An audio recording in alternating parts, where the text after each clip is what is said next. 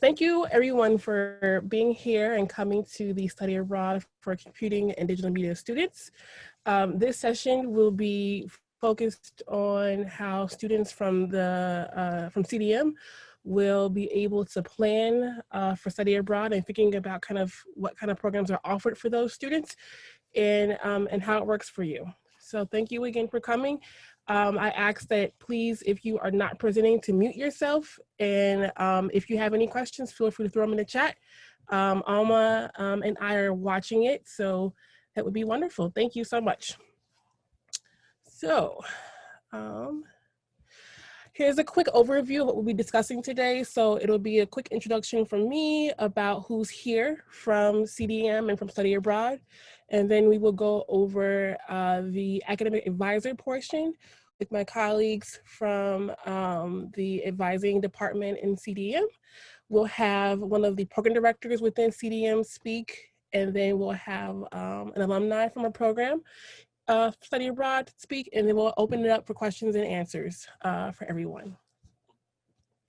So my name is Dominique Brown. I'm a program manager within Study Abroad. I am the program manager for CDM. So I work with faculty within CDM to create and implement programs that are short-term for students. I have my colleague here, Alma Sandoval, who is a study abroad advisor who works with creating programs that are term long, which are usually a quarter or up to an academic year for students within CDM. I also have John Glatz, who's Director of Advising within CDM, and Katie Schiller, who's Associate Director of Advising.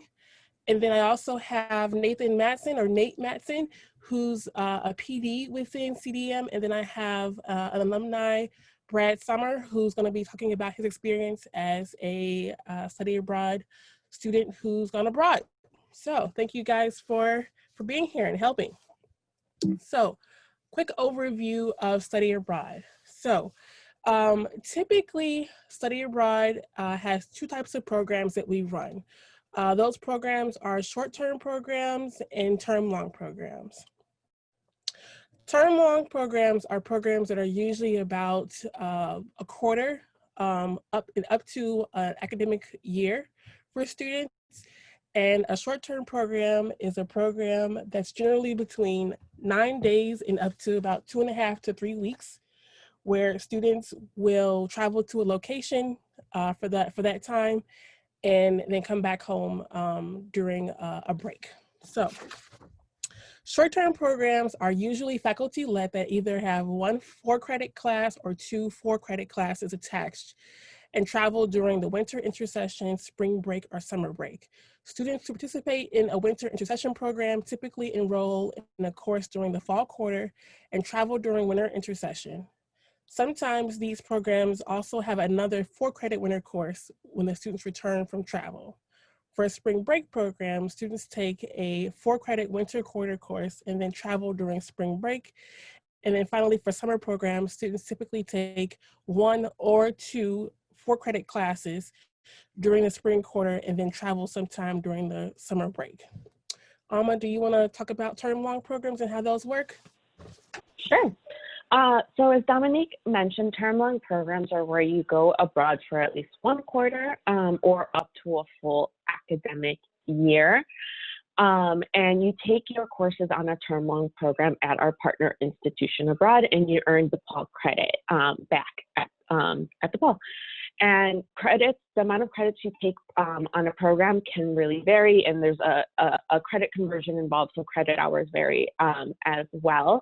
And the types of courses you can take on a term-long program also vary depending on the structure of the program, and if it's what we call like a full curriculum program where you have access to pretty much the full course offerings at that institution abroad. So you do have a wide variety of course options to take. And so these programs, you may travel with a group of DePaul students, depending on the type of program. You may be the only DePaul student. You may be taking classes with local students while you're there, or it may be all international students or all American students in a class. It kind of varies depending on the program and the way the program is set up. But there really are a variety of options and locations. And most term-long programs, if they have a prerequisite course, it will say it on the program, or if there's some type of requirement of you have to be X level, it'll be on the program page. I would never, I would say most study term-long programs are not major specific, just because a lot of them offer a variety of courses, and it really depends where you are on your degree progress, and whether that program may be a good fit for you. So it's all about looking at courses. One thing when you're looking at programs that I like to just say about term-long programs is if you see that the program is offered in a country that speaks a foreign language, don't be afraid to look into that program, because we do have a number of programs where, for example, we have a program in Budapest where students think Hungarian 101 while they're there. So they don't need to know Hungarian before they're going to Budapest. They learn the language while they're there, and all the classes are taught in English. So in some of these programs, although you're in a different country, the classes may be taught in English, so you may not have to worry about a language, but we certainly do have language-focused programs, or programs where you can take a language in conjunction with other classes, whether taught in English or in that foreign language. Awesome. Thank you, Alma. Next up, I want to discuss cost for programs. So typically study abroad programs incorporate a program fee, and they also incorporate tuition. The program fee typically encompasses the travel cost of your program. So that could vary from your lodging, your airfare to get there, any group meals, and any cultural type of things. So in addition to that would be the tuition, but thankfully the tuition is usually looped into your quarterly tuition as a DePaul student. And so you don't have to pay over above what your tuition is for the study abroad program, in addition to your tuition for the quarter that you're currently in.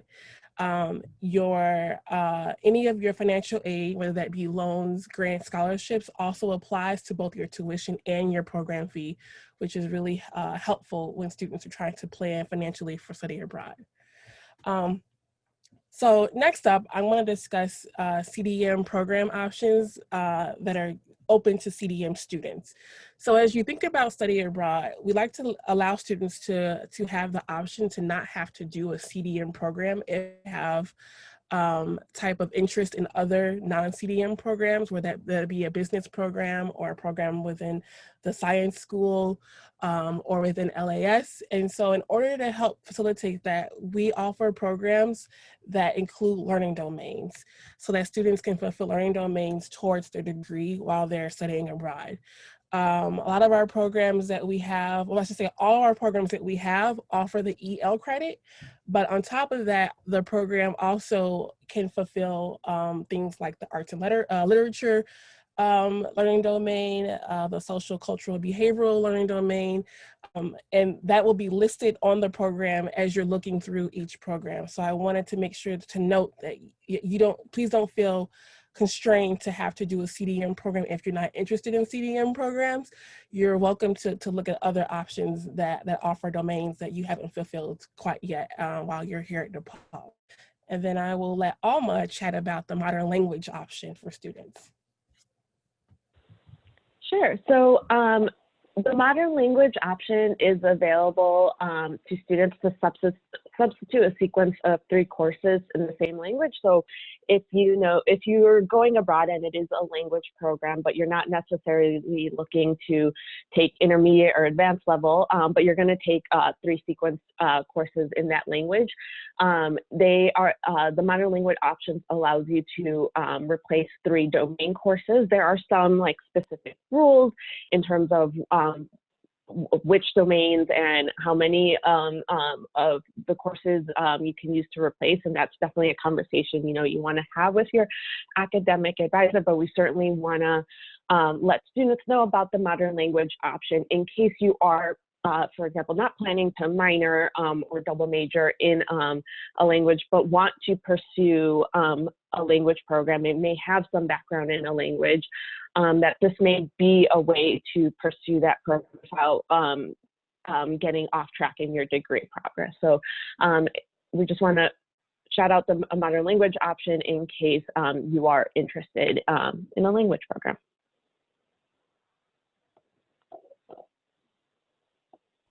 Awesome. Thank you, Alma. Do you want to talk about scholarships also? Yes, we'll certainly do that. So when you apply to a DePaul study abroad sponsored program, you will be automatically considered for our study abroad specific scholarship within our office. There's no extra application or a recommendation letter needed for the scholarship. As long as you apply for the program by the original application deadline, you'll be automatically considered for our study abroad scholarship. And why I say original deadline is we don't extend the scholarship deadline.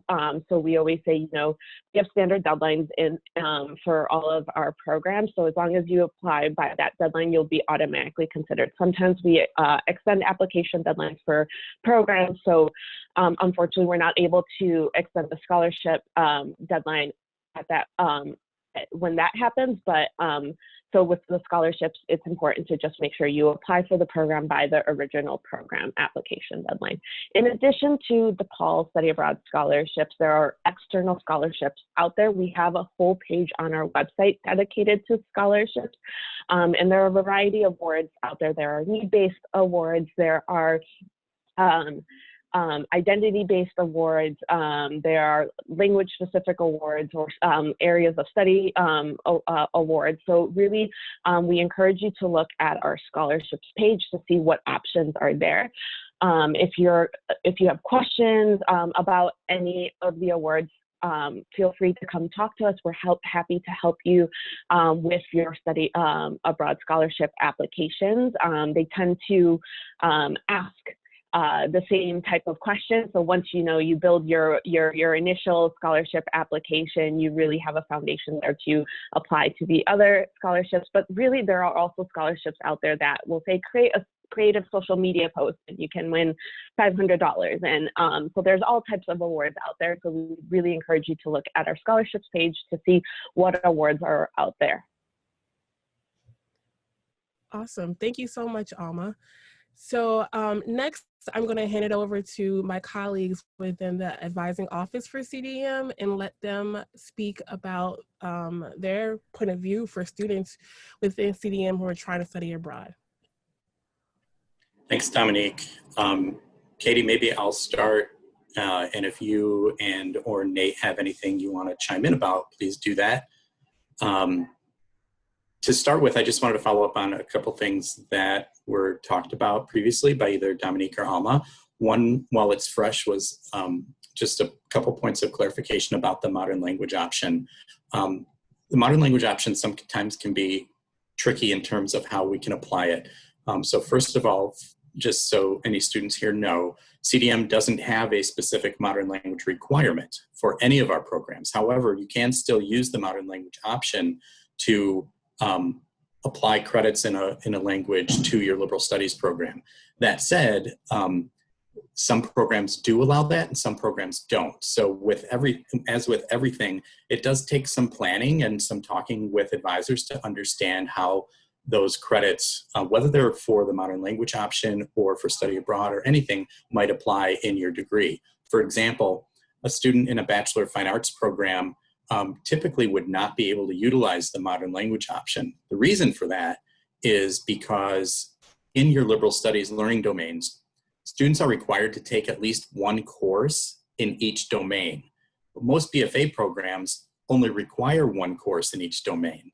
Okay, and so how you can't use the modern language option to take a language course to substitute that.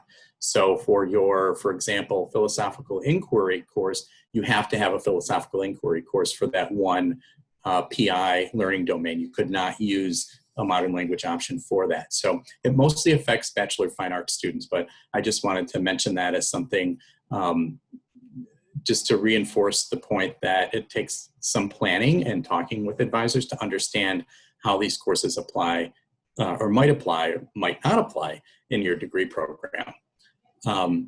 That said, just a few comments about when students might think about taking study abroad trips and how the process works for students in our college. Really, we don't have any specific requirements on when students can or should do a study abroad program. I think that comes down to what's right for the student, and again, where those courses that you're taking on the study abroad program might fit into your degree. Additionally, I think it's important to understand what type of program you're interested in taking. Dominique mentioned a couple different types of programs. The shorter term programs, which typically award either 4 credits or 8 credits, are easier to apply those credits in your degree program because they're typically very focused on what your major is, and that if it's just one course, that course can always satisfy the experiential learning requirement. When you're talking about term length programs or year-long programs, you're taking a lot more courses, so it takes a lot more planning to determine how those courses will apply. Doing those programs in your sophomore year when you don't have as many of your liberal studies program courses completed gives you a little more flexibility because that's typically where those courses from longer term study abroad programs will apply, okay?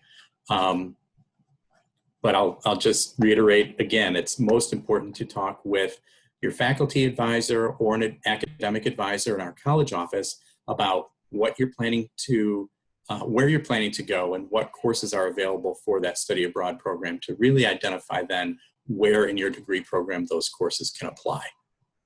We don't have a credit hour limit for study abroad, so we have students who do study abroad programs in their senior year, and that's fine. It does not count against students in terms of DePaul's residency requirement, so you don't have to worry about that.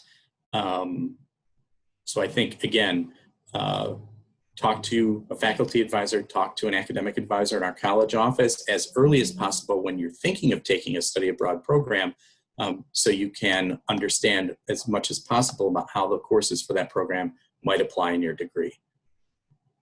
Katie or Nate, do you have anything to add to that? I think also one thing, especially when prospective students are looking at our website and they're looking at all of those awesome CDM study abroad opportunities that we have, one thing to note is that you don't have to have a particular major to study in any of those particular programs. So for instance, you know, we have a documentary filmmaking study abroad program that goes to India. You know, I've had data science student ambassadors go on that program. So really, the sky is the limit. You don't have to have a particular major to go on those trips. You can be any major that you want as long as you have an interest in the program. Feel free to look into it further and look at the deadlines for applying and go and do so. Thanks, Katie. That's a really good point. Alma or Dominique, was there anything else you think that we should talk more specifically about? Otherwise, we'll be happy to answer more specific, questions from students a little bit later on. No, I don't think so. I think you all did a great job in explaining the process for CDM students. So thank you so much for that. I appreciate that. Okay, so next up we're gonna have Nate talk about his point of view as a program director and kind of how the programs within CDM run that are short-term programs and kind of his thoughts about that. Howdy. So I've only directed one program in CDM, so I'm a little bit biased, but it is the best program in CDM that I direct. So you should all sign up for it. But I think that there's a lot of similarities between them. So we spend a lot of time going to design studios. The trip I direct is to Scandinavia. So, we visit, 3 cities, the capital cities, Oslo, Stockholm, Copenhagen. In each one, we'll visit, 2 to 4, different design studios, which isn't, that's not even really the focus of the trip per se, but, the way they practice, is very different than the way we practice design in the US. We'll try to see a variety of studios from, 400, member consultancies to, really small firms with only 4 people. The practice graphic design, industrial design, advertising, marketing, all kinds of stuff. To me, the primary objective is to try to understand the culture, a little bit better, because it is so different, than the U.S. and people's outlook, on society is very different. The way, we go to Scandinavia in the winter, which might sound absolutely insane, but their attitude about the winter is so different than ours that, they spend, all day long outside, and it's like 20 below. And so, there's a joy to that, you get to experience. And, to me, that's awesome. We try to give students, a couple free days, in every city. So you've got an opportunity to go explore, and look at things that really interest you. I would say that, even though you're in a foreign country, the cities there are really small, like Oslo is like, 600,000 people. Like, these are really, really small cities compared to Chicago. So there's, they're very comfortable, to be in. And, Alma had said, in the long-term programs, you don't have to go somewhere where they speak English. And it's the same, with Scandinavia. Everybody there speaks better English than I do. So it's really easy to get around. We do go to a fair amount of museums. We try to, go to some interesting museums. They have a lot of outdoor museums. In Norway, there's a word called friluftsliv, which just means outdoor life, which is like their whole attitude. So, literally there's outdoor museums where you just wander around in the dead of winter, with like all these little kids running around. People will leave their strollers with like infants in the 20-degree weather, while they go eat. It's pretty amazing. So the travel, there's a fair amount of travel once we get, to some of the countries. And that can be, a little bit tiring. It is kind of exhausting, I think, if you're not used to traveling. But I think that, there's enough downtime, in most of these trips that I think it works out all right. Class-wise, I'm supposed to talk about the classes too. So these are different as well. Other trips that we offer, we're going to go, I think, to Zurich and Vienna, I hope, this coming summer. That trip will be organized kind of like the Scandinavia trip, but, very, very different culture. There's a couple different trips to Japan. I know that, there's a lot of trips that people are talking about, like to Brazil and Argentina maybe, and who knows. So anyway, so before the trip, there's a class that you take that, we try to get you to do a little research, into the country, so that things aren't completely bizarre when you get there, in terms of money. In Scandinavia, I know Japan is similar.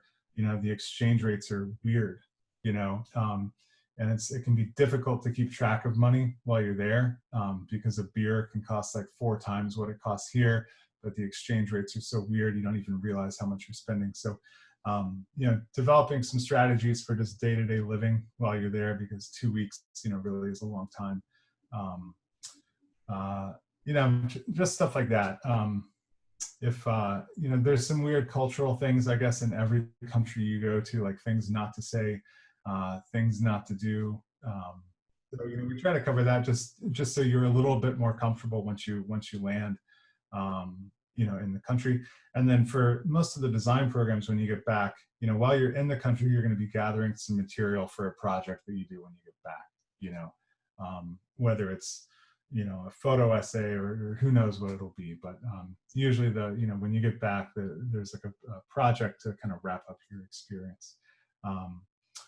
when I ran the trip, we did a group meal kind of before we left and a group meal when we got back, because not everybody knows everybody. And so you'll probably have a roommate or three, while you're traveling. And so kind of getting to know the people you're traveling with, that's pretty important. So there's, some of that in the pre-trip as well. Anything else? Should I add anything else, Dominique? I think Nate, that's it. Sorry, can John, go ahead. I ask you to address one question, Nate? Is the program that you do more in line for students who are upperclassmen or lowerclassmen? Does it matter? And would you say that your answer would be the same for other programs that you know about that are not in design? It's an awesome question. I would say our program, the Scandinavia program, is very much designed for everybody. I would say the more diverse of a group that we have, the better off we are in that program.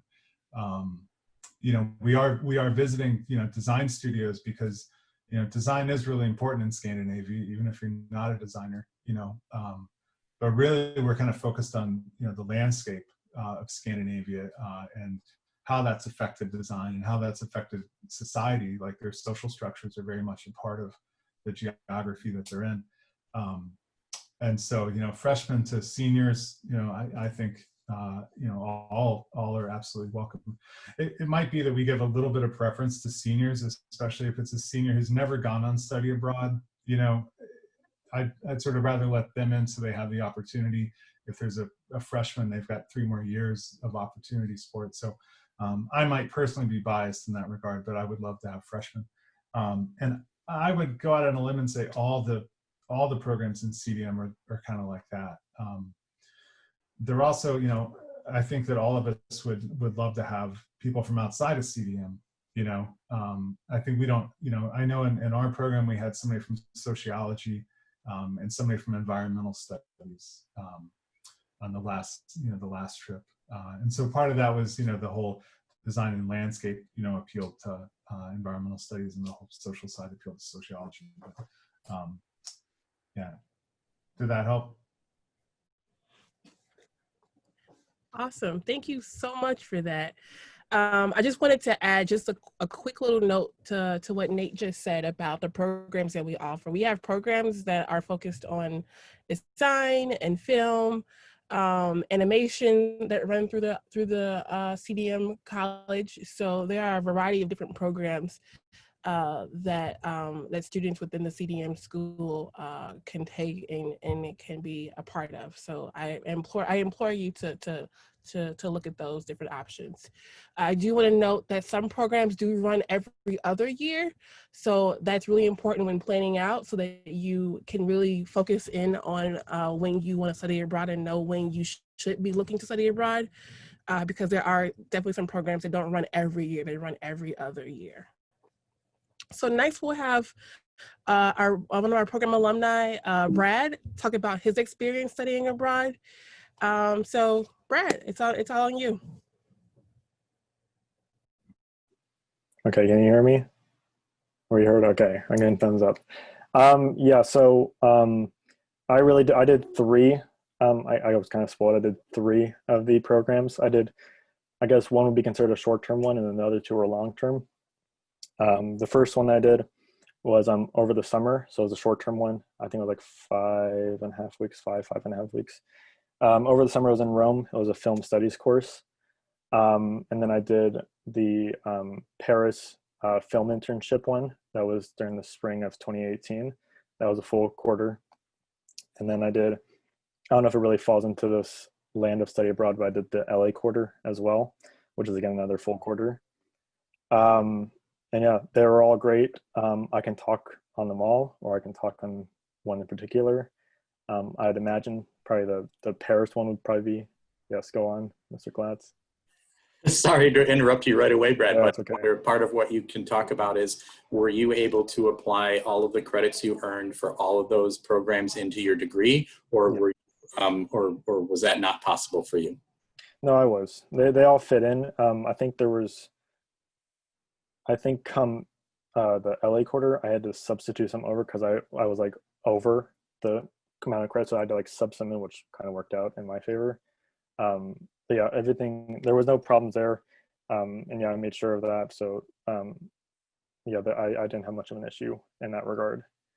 I guess I can just go by the bullet points. How'd you decide on that program? Well, the Rome, I mean, I did my BA in film production. And so I was just really interested in seeing what other cultures' perspective on film was. Like prior to even going to college, in high school, I spent a summer in Boston learning film. I grew up in California, so California is kind of like the hub of film in general. So the way I looked at it was trying to get as many perspectives on film throughout the world. So I went to Chicago for filmmaking, so I got Midwest film culture, Boston for East Coast, and I went abroad to Europe, to Paris, to Rome, just to see how they approach film. And I guess it's, I mean, as it's been touched on, I guess the programs aren't entirely focused on film.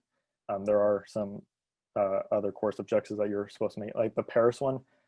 We're like, I don't know if it's changed much. I feel like this was forever ago also. So pardon me if I'm stuttering and going back and forth. There were four of us in the Paris one that were latched on, like an additional 4 that were just for the film program. And then the rest were like actual like French studies students. None of these places that I went to, at least as far as Rome and Paris are concerned, I didn't speak no Italian, no Parisian, no French. But that is part of the learning curve, which is a lot of fun. How your program relates to your academic studies. I guess I kind of already touched on that. I mean, I was a BA in film, and other courses just filled into gaps that I had in my academic course load. As far as advice, I don't know what, study abroad is going to look like given everything going on right now. But when I went, it was awesome. In Rome, they would rent out like small apartments for us. So it'd just be like, it was me and 2 other students. In Paris, it was homestays, which was intimidating, especially going into it. But it was awesome. It was absolutely awesome. And I think you miss out a lot if you don't do homestays. Like I know certain programs like the Rome one, they're by apartments with other students, but you learn just so much more, and you're so much more, I guess, engrossed in the culture if you're in a homestay, which is, if not for the internship in Paris, that was the most beneficial part I could have taken away. You have home meals. I think it's supposed to be 2 to 3 nights a week where you're just with the family. Some of the homestays have kids with them. I didn't have any kids. I was with just 2 adults, which was still fine. But I know some of my friends, they had kids, and I was jealous because I thought it'd be fun. So I guess my advice was just, yeah, you're going to be kind of nervous and apprehensive to, different culture, especially if you don't know the language, but really you just have to dive into it. And like, yeah, you'll make mistakes. It's going to be awkward the first week or so, but then it's just smooth sailing. Like, you also have to understand that you're not alone. Like, there's other kids in the program who are going through the same stuff. It's just a mental hurdle, really. It just, once you get over your own head state, it's smooth sailing. Yeah, I don't know where else to questions, I suppose. Anyone? Thank you. That was great. So much. Thank you so much. Does anyone else who's presenting have anything else to add, or we can open up the questions if we want to at this point? All right. So do we have any questions? Feel free to unmute yourself or post in the chat, and then we'll be happy to answer them for you. So we had one in the, sorry, go ahead, Alma. I was just going to say what you were going to say, that we have a question in the chat for Brad to talk more about the Paris internship. Can you describe your internship a bit more, what you did? Oh, you're mute.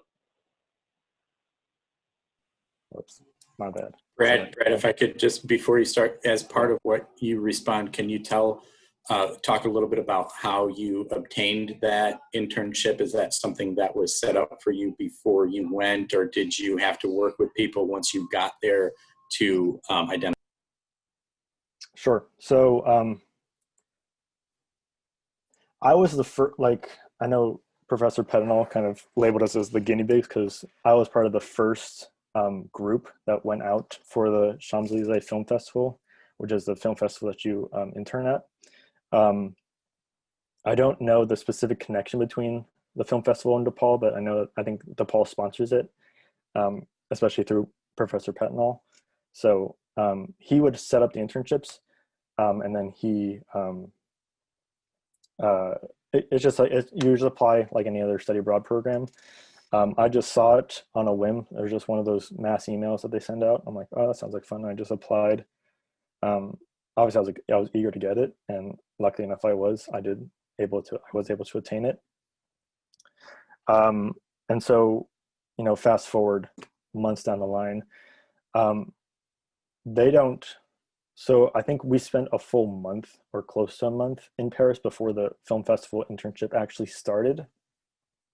The first month, you take actual classes. Like I think there were 3 other classes. There was art history, so French art history, like French culture, and then just French language.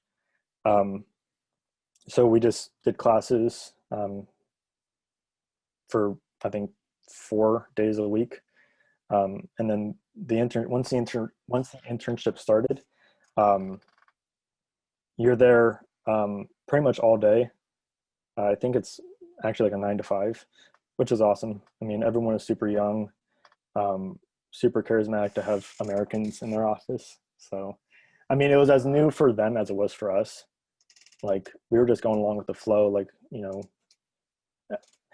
it's an internship at the end of the day. Like you get asked to do things and you just say yes, absolutely. And I mean, it was awesome. I don't know, maybe more questions, but I feel like it's kind of broad.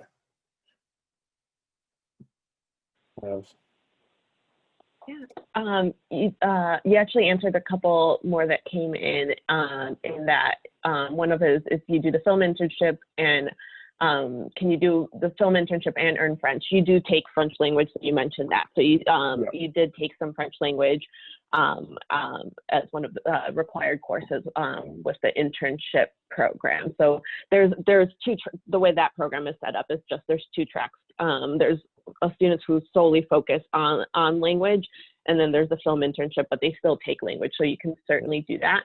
And then there's another question in the chat about if there's specific programs for those double majoring in CDM majors but still want to learn a language.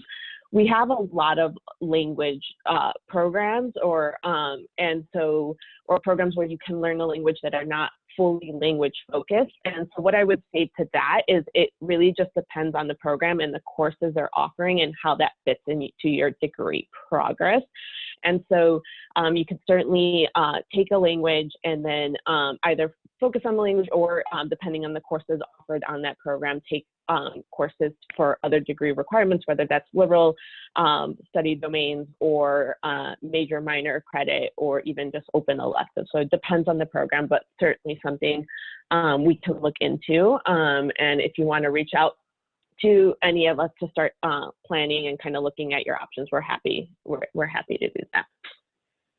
I would like to just follow behind what Alma said and just mention that for those who are looking into learning a language, your better option in doing that would be a term-long program because you're going to be immersed in the language and in the location as opposed to a short-term program where you'll be there for maybe a week or 2 and then you come back home. So your better option in being able to really get immersed into learning a language would be a program that's a longer term program, like a term long, which is a quarter or longer. I see a couple more questions coming in. The Japan study abroad trip for animation and gaming is held. Yes. So the plan is for that program to be held next, and I say next, I mean December 2021 school year. I don't know for sure. We are currently working with programs that are happening this school year to determine if they're traveling.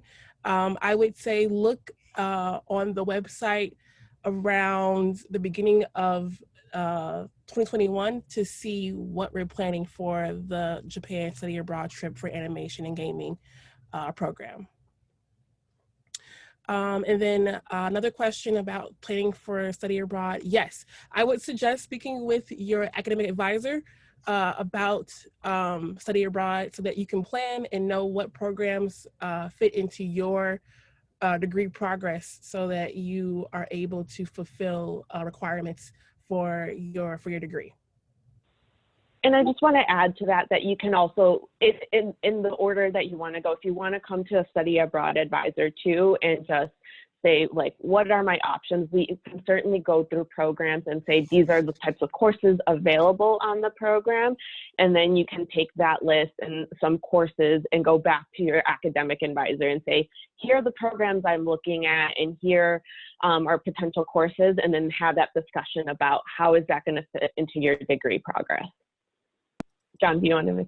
Yeah, I was just going to sort of say most of that same thing. I think there's a few different people or advisors that students can go to for information depending on what stage they're at in exploring their opportunities. So if students just are sort of more at the beginning stage and want to find out what opportunities are available, that might be a time when they go to an advisor in the study abroad office like Alma to talk about what availability is out there, as opposed to maybe someone who is really looking for that short-term experience that's related to their degree program. They might go to their faculty advisor first to talk about what that person might know.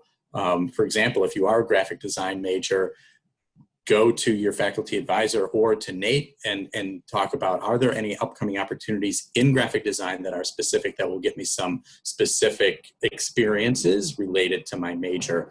And then sort of once you identify what you want, then you would work with an academic advisor in the college office to determine how the course opportunities in those programs might fit into your degree program. Great, thanks, John. We have another question. Does a language immersion program abroad fulfill the experiential learning credit if it's unrelated to my major and or minor? So if you're looking at a term-long language program, with term-long programs, you actually earn credit for experiential learning through the experience. You still need to apply a course to it. So it's definitely possible to get EL credit through a term-long program. You just have to figure out which course you're going to apply. So definitely make that part of the discussion when you're, if you're looking at a term-long program, when you're talking to your academic advisor to figure out which course you're going to apply to the EL credit. But through, since you earned the EL credit through the experience itself, it really makes any of the courses eligible, as long as you're, there may be rules on if you're trying to double dip or anything like that. So that's where I'm saying it's important to talk with your academic advisor to figure out which course you can then apply to the EL requirement. I can add something for those still curious. Just strictly like while you're there, you have the weekends to yourself for the most part. So make use of it. Like when I was in Rome, a group of us would go to Amsterdam one of the weekends. In Paris, even if you're by yourself, like I just got on a train, I went to Switzerland for the weekend. Like take advantage while you're out there, because unlike America, it's very easy to travel within Europe for not a ton of money. So yeah, just again, that as another piece of advice, like travel while you're already traveling. Just even if it doesn't have to do with filmmaking or anything, just just to go see.